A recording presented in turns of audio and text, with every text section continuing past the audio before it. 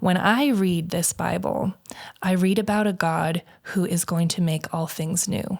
Yes. Not a God who makes all new things. That's not how it's going to happen at the end. You and I aren't going to be obliterated and he'll have 2 new people in our place. We're going to be restored. And that's his heart for nature as well. Welcome to the Dr. Jeff Show podcast, where I interview prominent thought leaders from many fields of influence to show how the truth changes everything. You can find this show everywhere podcasts are found. And please consider sharing the show with a friend if you like what you're hearing, because then more people can find out about these conversations and engage with us on so many cool and important topics. My guest today is Xandra Grieme. Xandra received her bachelor's degree from Colorado State University. She later studied at the Oxford Center for Christian Apologetics, and she continues her study at Victoria University of Wellington in New Zealand, where she's completed her master's degree in conservation biology. Her scientific research includes work in parasitology, flowsimetry, and ecological restoration. Xandra is passionate about educating youth on our role as stewards of the natural world as image bearers of God. Listen, this is a tough topic for people because you kind of have on one extreme people who think that they're going to save the world through their climate activism, and on the other extreme you have people who say just bulldoze it all. And so where should we fit? Where should we stand as Christians? Well, that's exactly what we're going to talk about. Please welcome Xandra Grieme to the show. Xandra Grieme, welcome to the Dr. Jeff Show podcast. Thank you so much for having me. I'm just delighted to be here. I'm delighted that you are here. You are from Colorado, but it's quite a long drive for you to come here and be here for the show today and then to head back home. So I'm really grateful that you're here. Now, you're here in the middle of Manitou Springs, Colorado. Nature is a huge deal. People want to be very good stewards of their creation. And this is something that you have been focusing on intensively from a biblical worldview. I'd love for you to just talk a little bit about who you are and what you're working on. Yeah. So I am currently working for the Museum of Created Beauty, which is an intersection between science and our faith in God. And it showcases some of the most beautiful discoveries we've made so far in the sciences. For what? Yeah. From the macrocosm, which is, galaxies and planets and things like that, to the microcosm, little tiny snowflakes. Each one is individual. Each one is unique, or grains of pollen, and everything in between. And there are so many things that the museum showcases that people have never heard of or never seen before. And you can explore these things, up close in a 3D digital environment. Wow. So it's a really neat learning platform. We have a lot of homeschool students using it, and it's a great project that I'm really enjoying. But my background is in conservation biology. That's what my master's degree is in. Okay. Well, how did you merge those two things together? Was it the beauty of creation, or was it a concern for ecology? Because I know a lot of people who are very interested in environmental science, and then I know a lot of people who are Christians, and then I don't see that many people right now who are bringing those two together, at least in a way that I've noticed. Sometimes they seem at odds. There seems to be a conflict oftentimes. You're right. And I did experience this when I was starting my master's degree. I showed up in New Zealand. I was the only American in my entire cohort. And so I'm still trying to figure out how to understand the Kiwi accent. I really feel like a foreigner in a foreign land. So we got our reading assignments for that first semester. And I remember going to the library and finding that textbook that was going to be basically our Bible for that year, the Handbook of Ecological Restoration. And I thought, I'm going to read this thing cover to cover. I'm going to memorize this manual. And I start out, and in the very beginning of the book, in the introduction, page 3, it said, "Beware of the Judeo-Christian worldview, which shows no sign of kindness or respect for the environment." Really? And reading that as a Christian, my heart just sank. And I thought, maybe I chose the wrong degree here. Can I be a Christian and be a conservationist at the same time. And so that precipitated into a lot of wrestling between being a woman of faith, being a God-fearing woman and wanting to be a disciple of Christ and live my life for him, and also being true to my convictions about the environment. And what I learned through that process is that Christianity offers something to this conversation that nobody else can, as an ideology, as a worldview. And that's really become kind of my mantra going forward. So I'm really grateful for, it was a hard struggle in the beginning, but now seeing the fruits of that, of being able to encourage other people, hey, we can be interested in conserving the earth and being environmentally conscious, and do that as an act of worship towards God. Okay, we've got to dig into that. Okay. I thoroughly believe that. And I also have a conviction that a biblical worldview explains reality better than any other of the competing patterns of ideas that we're familiar with. But how?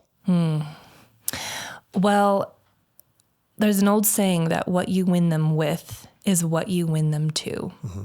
And what you see in a lot of these secular conversations is we should be environmentally conscious because of guilt, because of fear, or because of outrage. Those are the three reasons. Mm-hmm. So it's either, I feel guilty for past generations who have done this.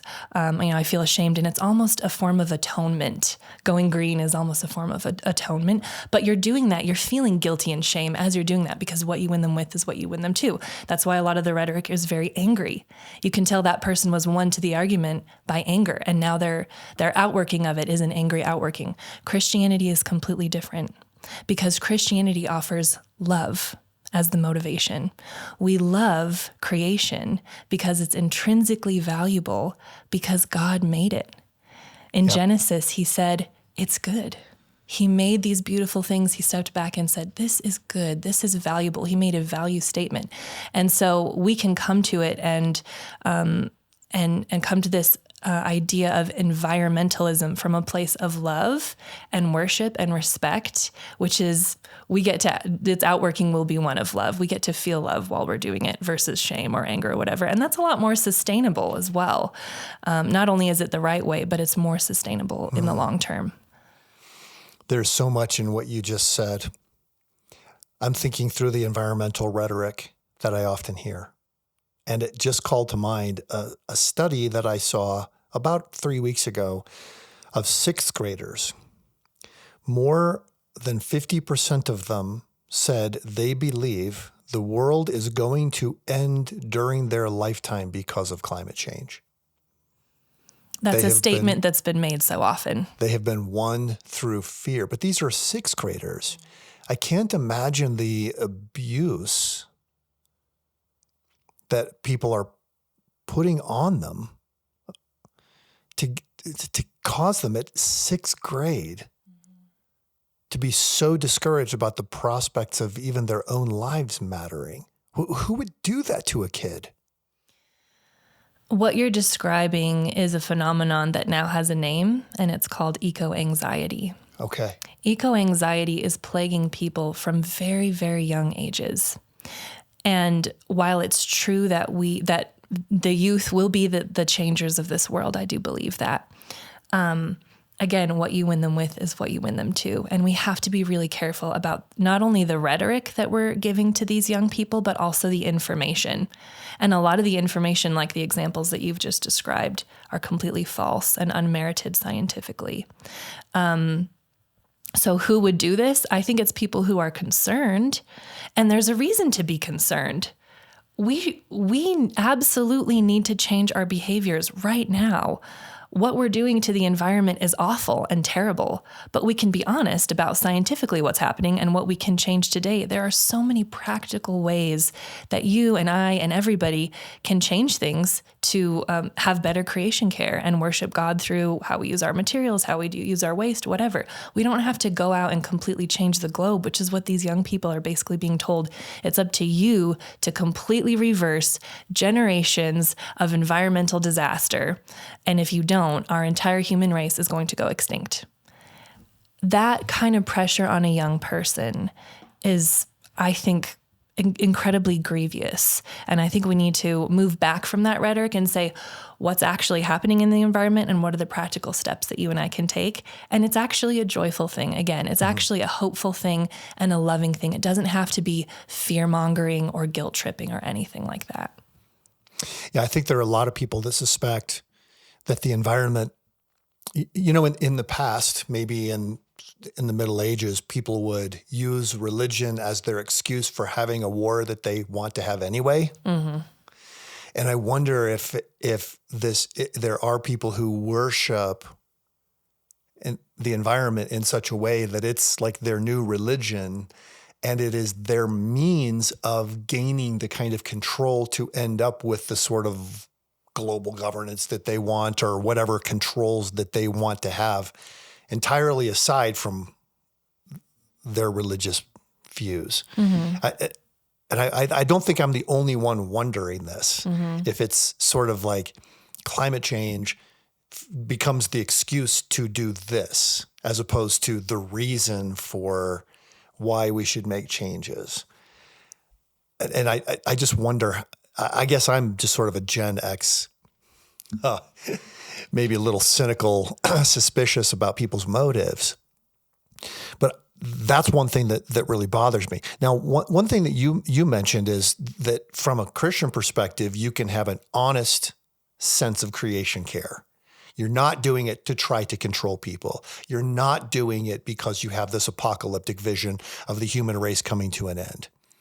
You're not doing it because you want the human race to come to an end, because I know there are people in the movement who believe that. But talk about that a little bit more. What does that creation care look like from a Christian perspective? Mm-hmm. I guess we can answer that question in a couple of veins. I think a lot of it is in the mind. A lot of it is actually a philosophical thing. And then there's a practical side as well. So maybe I'll speak to both of those things. So starting on the philosophy side, I'm really glad that I had the chance to study philosophy at Oxford before doing a master's degree in biology, because the Lord kind of prepared me to, again, go through that struggle, but then see, okay, what's the question of the philosopher? Why?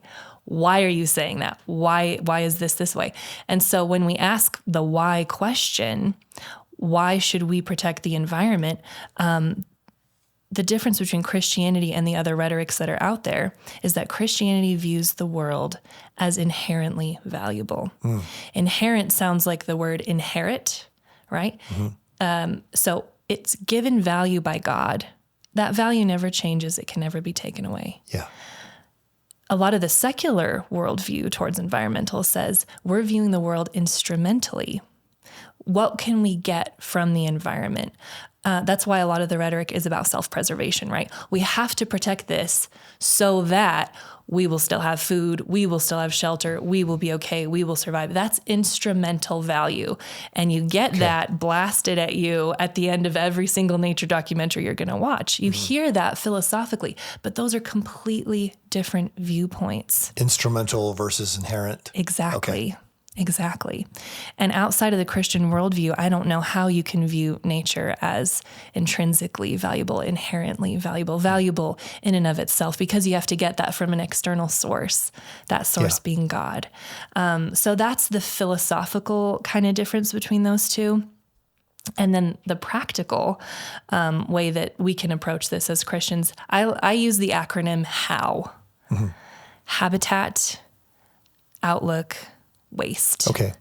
None of those things have to do with climate change or global warming, but these are things that we can change right now in our lives. Mm-hmm. And they're very easy to change. So we all have different lives. We're all on different paths. We use different materials. Some of us have families, some of us don't. We have different living spaces, but we can look at what we have now and prayerfully bring that before the Lord and say, Lord, how can I worship you with my daily life?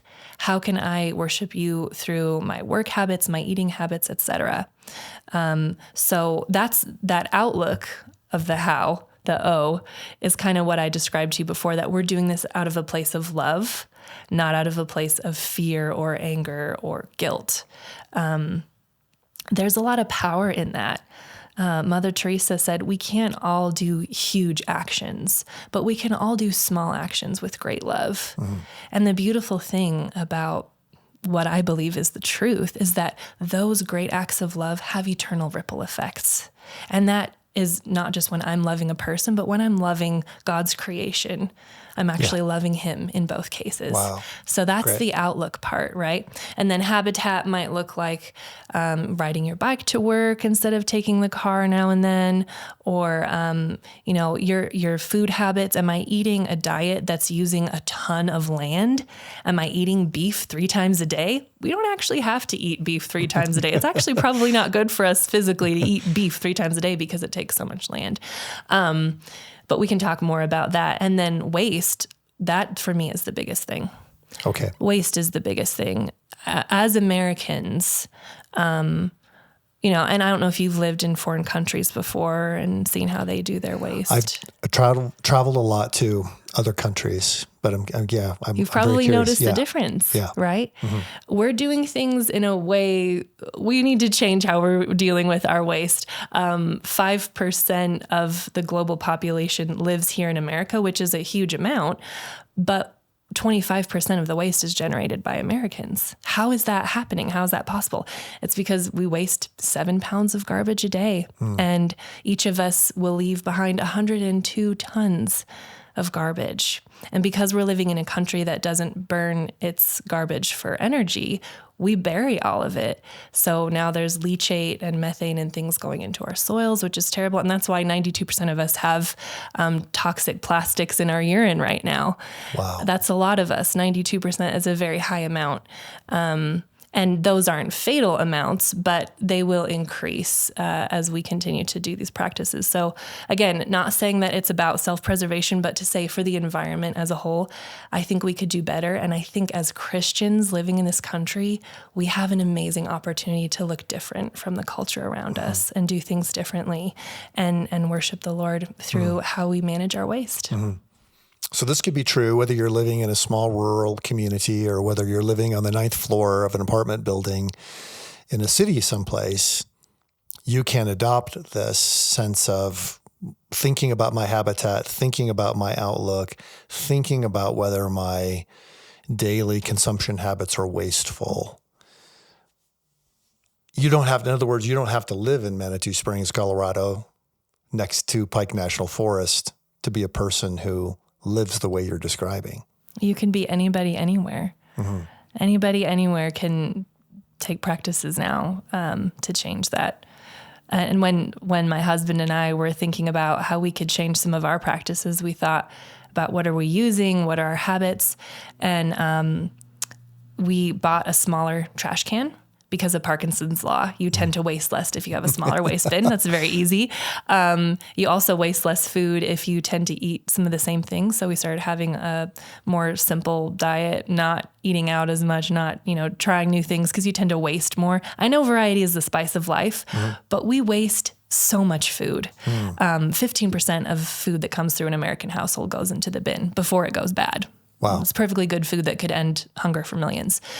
So that's kind of where we changed that. And then I realized, I drink a lot of coffee, and some of the practices around growing coffee are very harmful to the environment. So I did a little bit of research and started buying shade-grown coffee, which is the same price, by the way. It's not more expensive, but they grow it in the rainforest, so they don't have to slash and burn the rainforest to grow that coffee. Right. So just little things like that, prayerfully considering, doing some research. Each and every one of us, it's in our power to change things. We don't have to go out and completely reverse climate change or something like that. Okay. Well, that's super helpful to realize, because I remember studying years ago when I was looking at the nuclear freeze movement back in the day, a phenomenon called psychic numbing, where people became so afraid of the bad things that might happen that they quit thinking about it and therefore quit acting at all. That you could get to the point where people are so afraid that the globe is going to be destroyed in our lifetime because of climate change that we just quit doing the practical things that we could be doing every day. So That's eco-anxiety. Eco-anxiety. That's what eco-anxiety is doing in the modern moment. Yeah. Well, one thing I wanted to ask you about is I want to go back to Genesis 1 and 2 for a minute, because I think this gives us a lot of insight, and I'd love to hear your thoughts about it. I was visiting recently with somebody from Europe who was talking about ecology of man. You know, we think about ecology here in Manitou Springs. There's a pollinator club.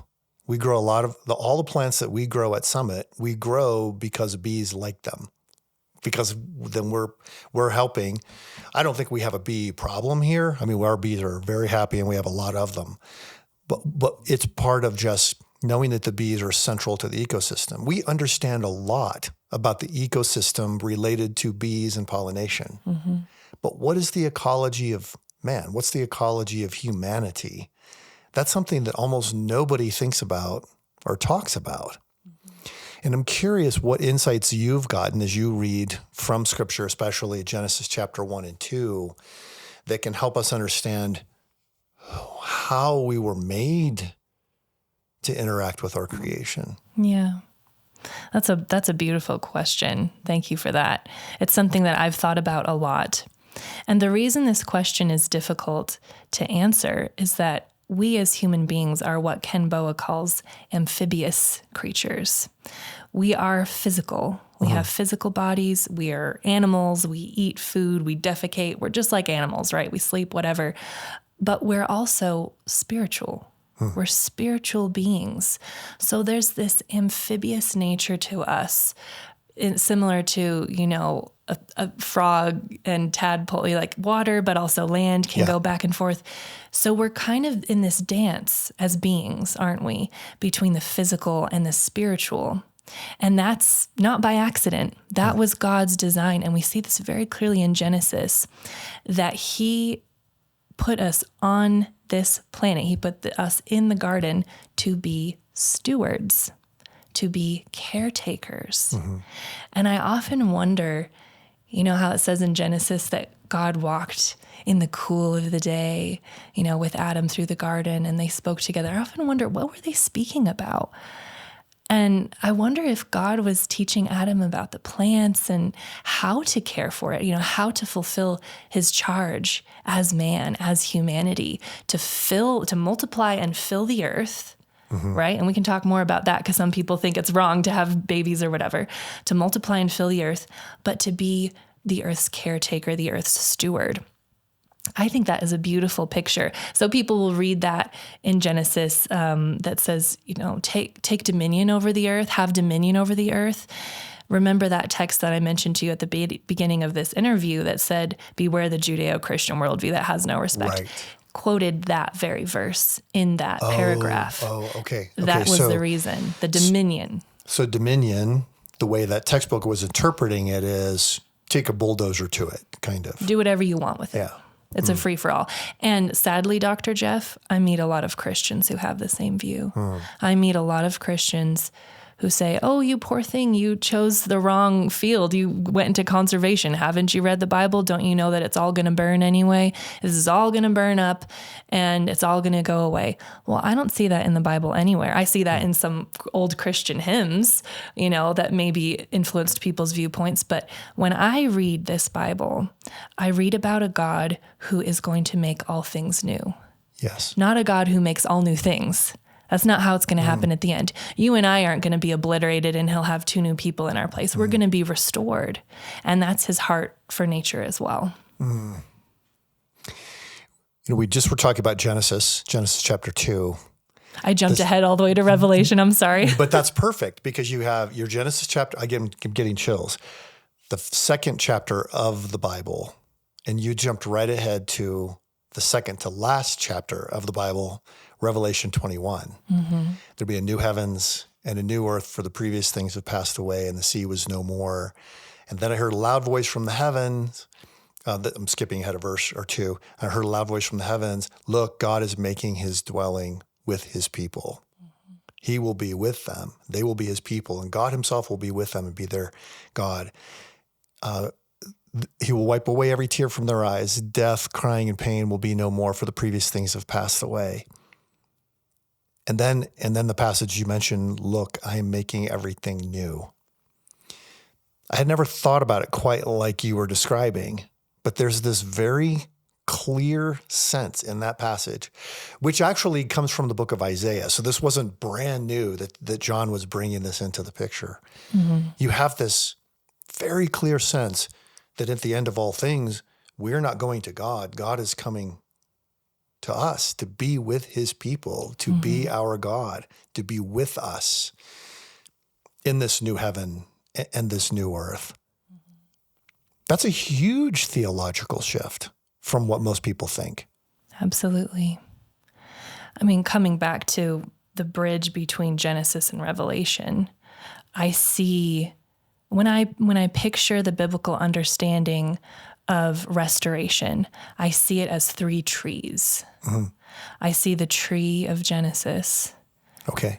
And God was using something in his creation with that tree to create boundaries and create relationship, because he wanted an open door for love, and love is a choice, right? Adam and Eve chose to rebel and take fruit from that tree.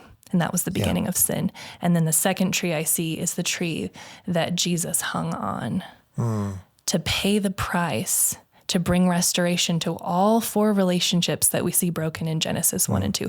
The relationship I have with myself, the relationship I have with other people, the relationship I have with God, and the relationship I have with nature. Most people don't talk about that fourth relationship, but it's so important to God.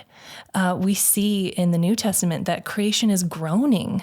It's waiting for the restoration, but it hasn't gotten there yet. It's been broken because of sin. It's not as it was meant to be. And when Christ came, he came to restore all four of those. That's why in the Proto-Evangelium, you're aware of the Proto-Evangelium, right? Genesis 3:15. Genesis 3. Yeah. There's this beautiful passage. It's a painful passage to read, because this is after the moment of rebellion, when God sits everybody down and says, here are the consequences, basically. But he says... So this is when he's talking to Adam. He says, thorns and thistles the ground shall bring forth for you, and you shall eat the plants of the field. By the sweat of your face you shall eat bread, till you return to the ground, for out of it you were taken, for you are dust, and to dust you shall return. So the image we see in the Christian picture of the fallenness of nature is thorns and thistles, right? But then if you move forward, the second tree, the moment when Christ takes on the sin, the brokenness of the world, and that promise of restoration starts to dawn upon humanity, he's wearing on his head a crown of thorns. Taking the thorns. So Jesus came to restore us, to restore our hearts. But his plan of restoration extends so much further than we often think about. He also wants to restore everything that he made. He wants to take all the brokenness out of nature, out of creation that's entered in because of sin. And that's why you move forward to Revelation, to that beautiful tree that's used for the healing of the nations, that grows these leaves that heal people, where every tear is wiped away. Like you said, you mentioned that passage just a moment ago. And that for me is it brings something to this conversation that no one else can bring. It's a picture of hope. So love is the motivation and hope is the outcome. And you don't hear that anywhere else in this conversation. Right. Outside of Christianity. Well, what's occurring to me, and I've thought a fair bit about creation care. I wrote about it in a chapter in a book called Understanding the Culture. I was trying to balance being a good steward, not being wasteful, with also recognizing that we think of resource scarcity. If only the material world exists, which is what secularists and Marxists and others believe, if only the material world exists, then there's only so much to go around. So resource scarcity is the existential problem for all of humanity.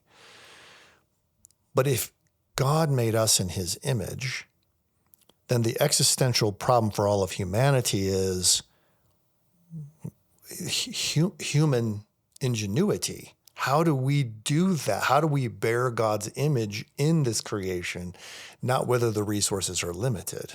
Like it's a whole different question that you're asking.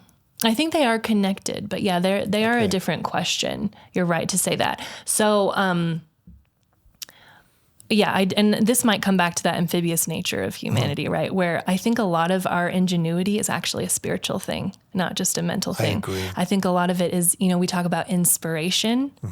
Well, that comes from the Greek of being filled with the Spirit.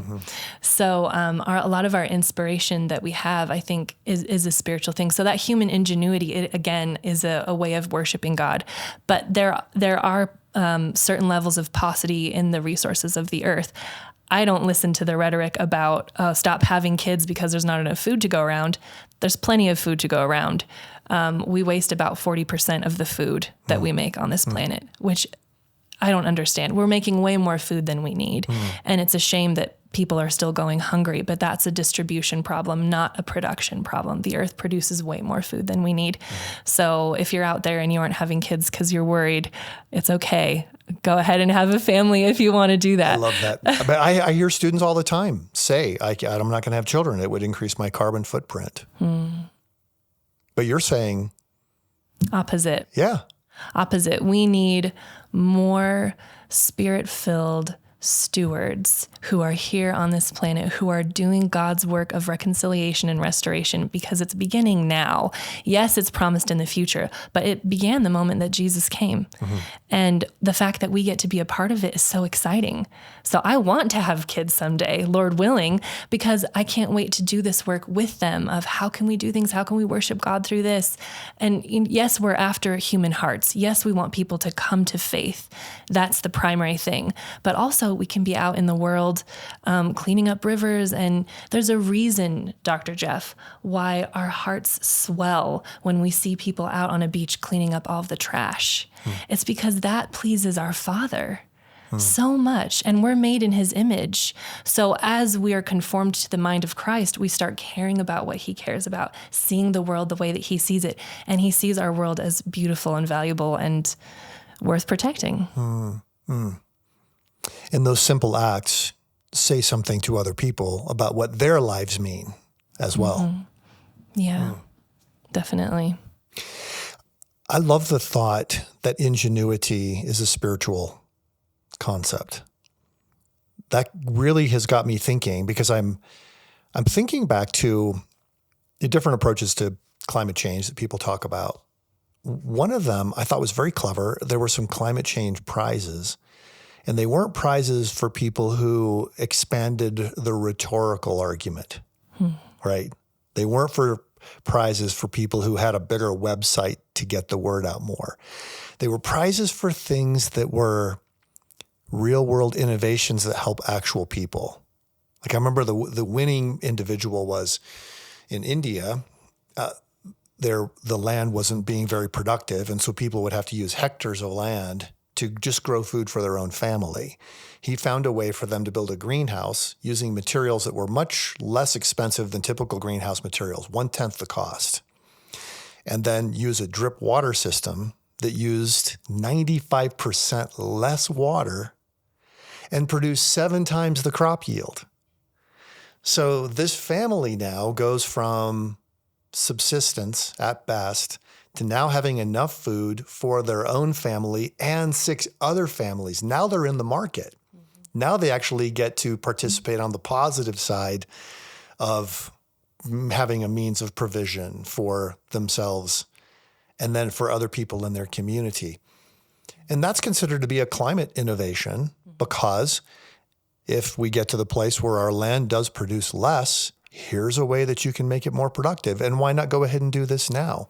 Yeah. Be more respectful of the environment and far, far more prosperous. I think that's beautiful. I just think that's amazing. And I don't think it's any wonder that you see those types of inventions, spurts of ingenuity. A lot of them happen among God-fearing people who are trying to solve this problem. It was a bit through my degree when I started to notice this trend So in conservation biology, if you want to study the health of an ecosystem, you look at the biodiversity of that ecosystem. It's kind of like abundance meets, whatever. There's a whole mathematical equation and stuff. You make your little plots and count how many different things and how many numbers of them there are. And that will tell you how healthy a forest or a field or whatever is. Okay.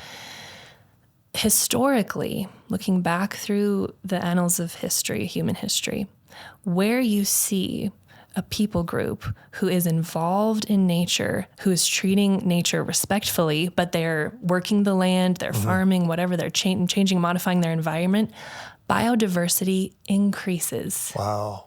Okay. Biodiversity increases. Now, I'm not saying that wherever humans are, the environment is healthy. Of course not. We have polluted the earth. We've corrupted the earth in incredible ways. Biodiversity absolutely goes down or up the most rapidly where human involvement is present. Okay. But my point is that there is a spiritual component to all of this, and it fits with Genesis. It fits that God designed us to be stewards of this earth. And we see that interaction playing out even in the scientific data, which I think is really cool.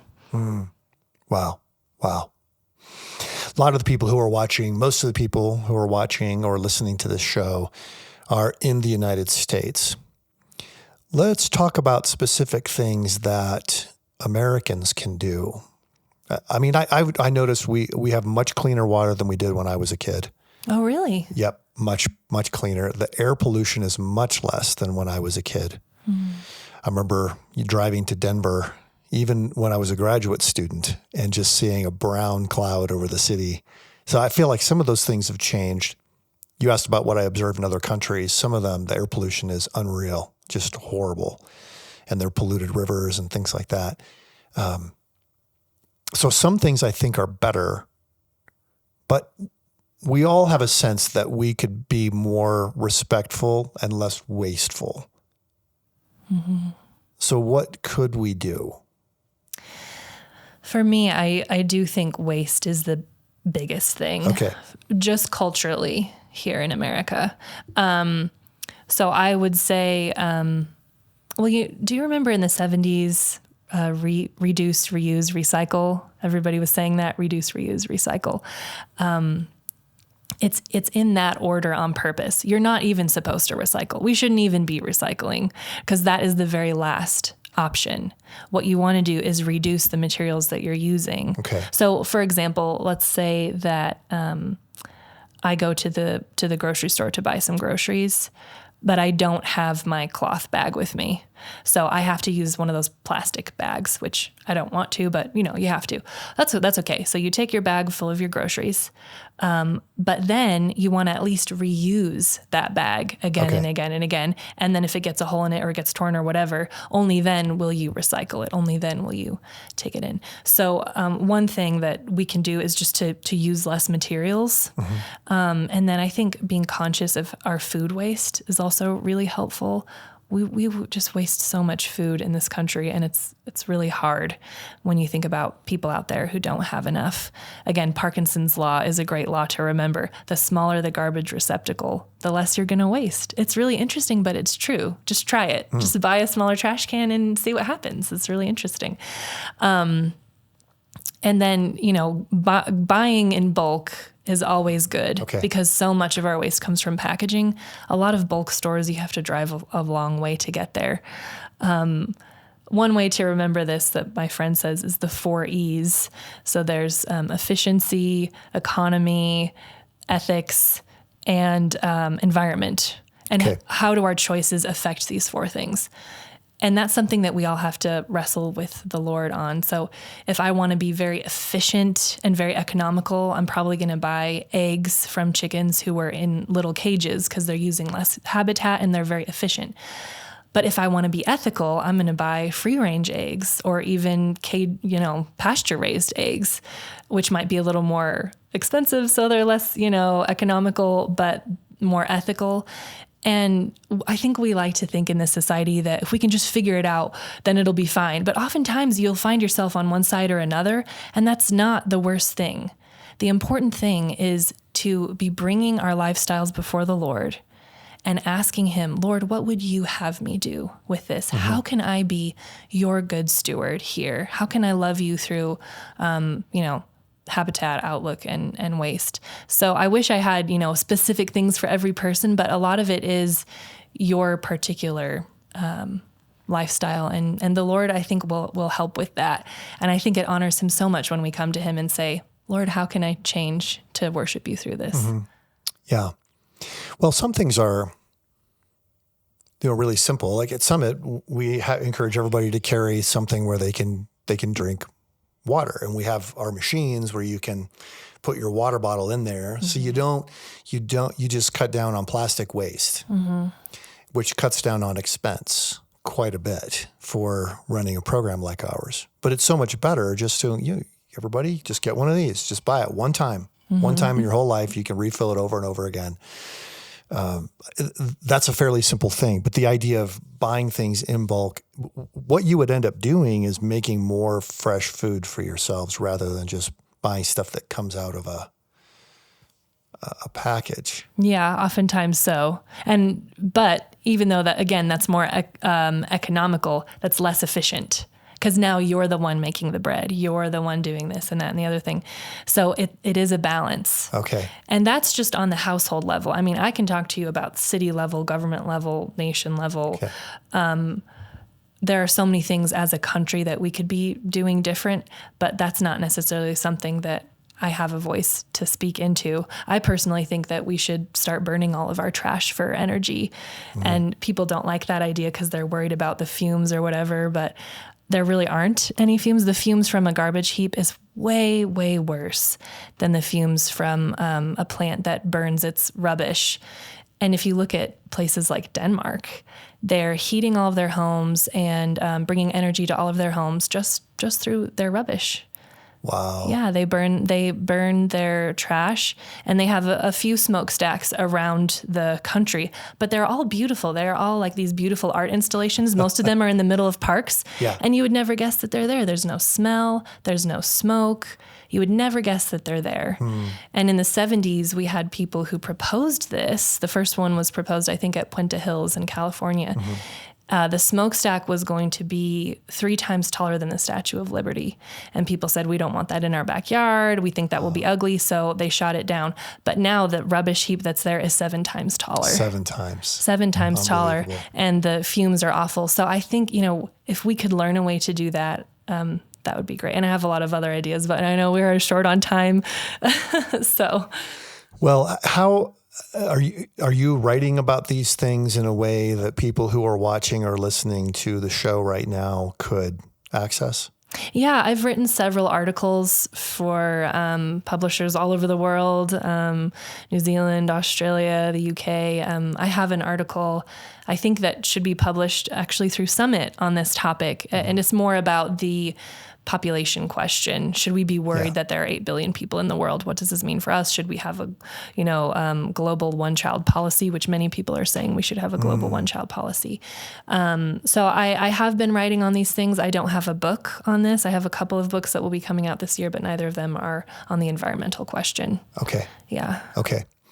Well, I think we need to publish that article on population. That's super important.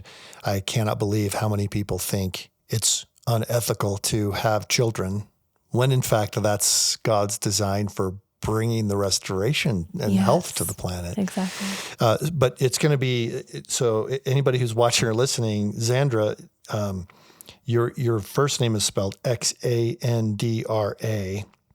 And your last name, Grieme. This is both get misspelled all the time. I'm so sorry. Xandra Grieme, Grieme. So that's who you're going to be looking for to find some of these things on this. I really appreciate the conversation because I feel like I meet a lot of people who are on the extremes of things. Humans are a cancer to the planet all the way to get a bulldozer and just force the planet to do whatever you want. But it seems to me that you've got a balance, you've got a concern for things, but it's a concern based on human beings being made in God's image and being part of God's plan for restoration. I really, it's leaving me thinking quite a lot. Well, thank you. I appreciate the chance to share my views. Thank you to my guest, Xandra Grieme, for coming on the show today and talking about a biblical perspective of creation stewardship. Now, this podcast is a resource of Summit Ministries, and at Summit, we exist to come alongside the rising generation, their trainers, parents, and influencers, so that young people may know God's truth and become champions of a biblical worldview. To learn more about Summit Ministries and find more content about creation care and stewardship as image bearers of God, you can visit summit.org. Thanks for listening. We'll see you next week.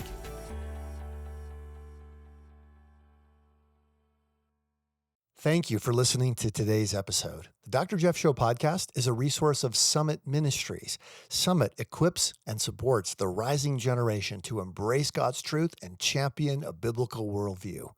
If you want more resources that can help you live out a biblical worldview as a student or reach the next generation as an educator, church leader, or parent, head over to summit.org/resources to find out about the programs, the articles, the videos, the ebooks, and more that we offer. Also, if you're looking for more great podcasts that will build your faith and inspire you, our friends at Edify have what you need. You can find more podcasts, including the Dr. Jeff Show podcast, on the Edify app. Download it at edify.app, spell EDIFI. And then you can also search for it in the Apple Store or the Google Play Store.